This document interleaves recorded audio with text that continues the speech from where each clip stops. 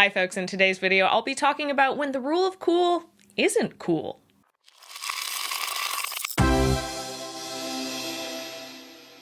The rule of cool refers to, in a tabletop RPG, when you bend the rules to allow for a really cool moment. A player comes up with something that maybe there isn't a specific mechanic for, so you as the game master have to kind of go roll with it and try and figure out what ability or what skill check to have them do.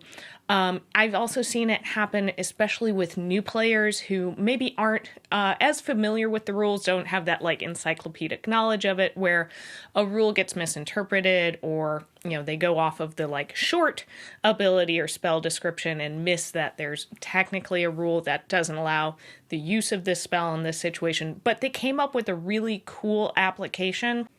And so you as the game master say, okay, I'll let it fly this time. Remember to double check your rules, but that's a really cool, inventive way to use this spell or ability or to solve this problem.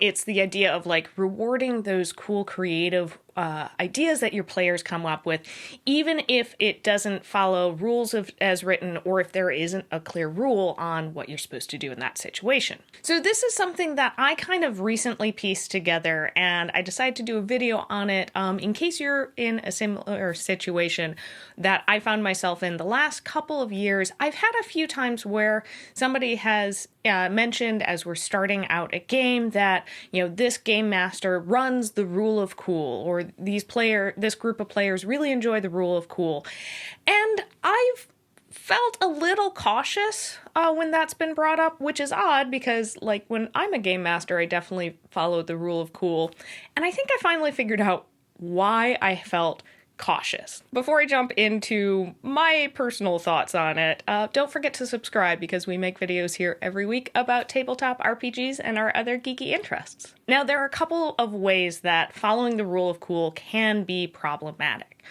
The first is if the game master kind of uses it to play favorites.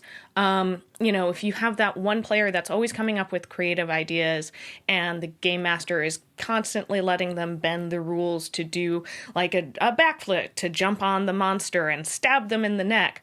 But then when a different player comes up with a similar idea, a similar like, oh, cool, creative, the game master says, oh, you can't do that because of this ability.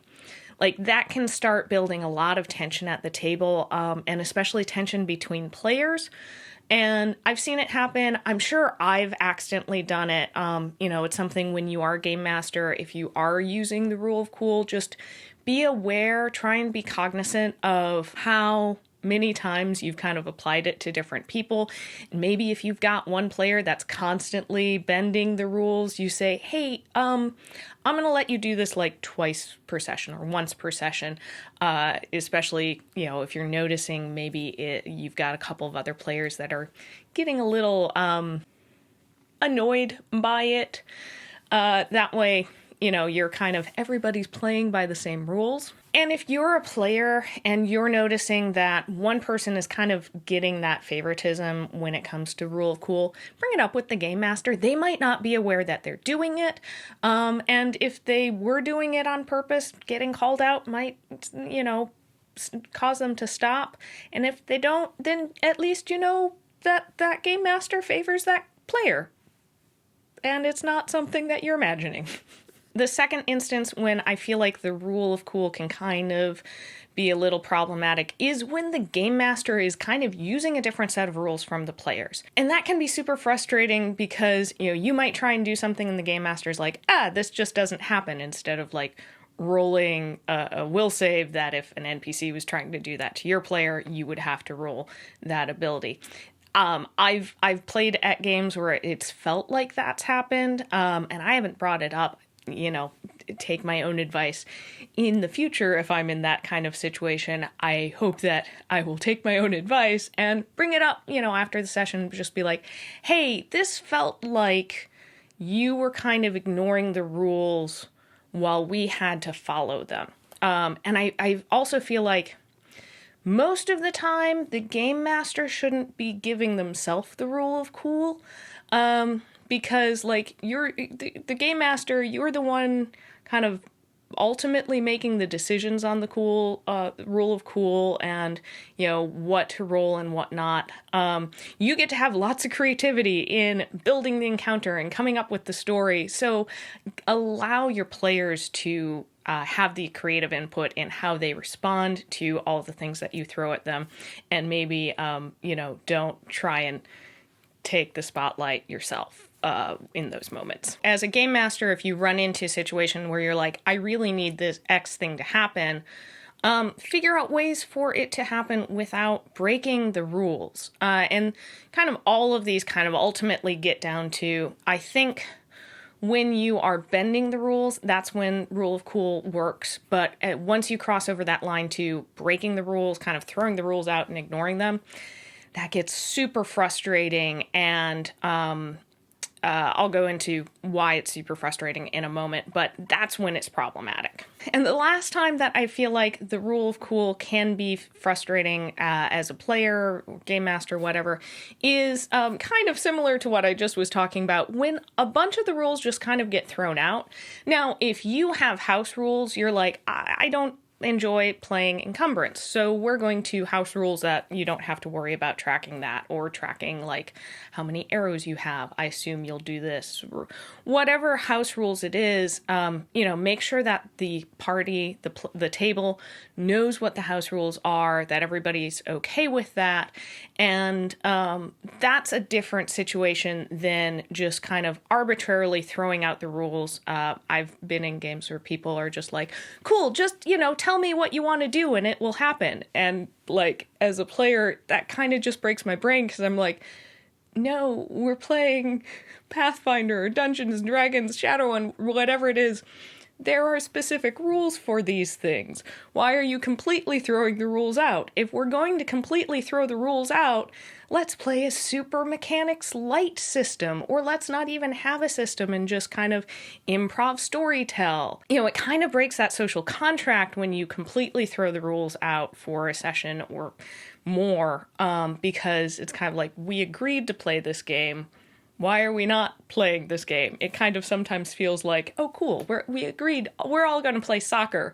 And then, somebody comes in and was like, you can pick the ball up with your hand, you can run into the goal, you can run off the field, do whatever you want. And it's just like, this is pure mayhem. And the reason that I think I, in particular, get very frustrated when the rule of cool gets abused, when it crosses that line into breaking the rule, if I'm sitting at a table and I feel like, well, I'm following these rules that we've agreed upon, but this player is playing by their own set of rules, or the game master is enforcing things on us, but the game master gets to do just whatever he or she wants, that gets very frustrating.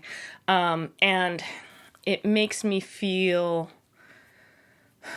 a little like, what's the point? Why are we playing this game? So, yeah. Maybe you haven't run into this situation. I hope you haven't. And this is just a video of like, cool, as a game master, things to avoid if you enjoy doing the rule of cool. But if you have run into these, maybe you, like me, didn't figure out why when somebody was like, I play by the rule of cool, you're like, yellow flag. Why is this a yellow flag? Why am I hesitant? Maybe you've run into some of these situations, and that can kind of help clarify it. You can bring it up early on and say, cool, I'm happy for rules of cool, as long as it feels even, as long as we're not just completely throwing out the rules, or we've agreed upon what the house rules are moving into the game. You can kind of have that conversation up front or at some kind of check-in point. And as a game master, I definitely suggest, if you do rules of cool, just being aware how you're using it, that you're not playing favorites, and checking in with your players and seeing like, hey, is everybody good with how we handle these things? Because you might have somebody at the table that they feel like things are being broken and it's not an even playing field. And that's going to definitely affect the chemistry at your table. Thanks to all of our patrons, especially Arvi. If you like what we do and want to support our channel, you can head on over to our Patreon page. There you can get access to patron perks and join our community discussions. So what are your thoughts on the rule of cool? And I'd also like to know, like, what are some cool moments that the rule of cool has allowed at your table?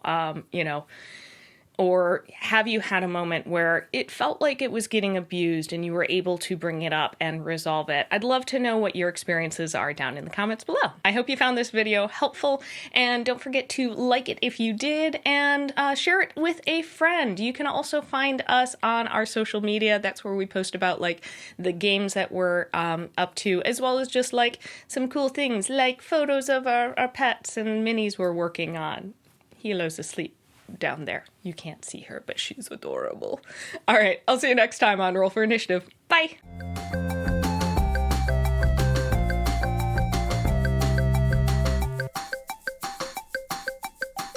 Something's changed. Something's different. Oh, right, I got a new lens. That's the only thing that's different. No, it's not. We changed a couple of things in our house and redecorated. Whee!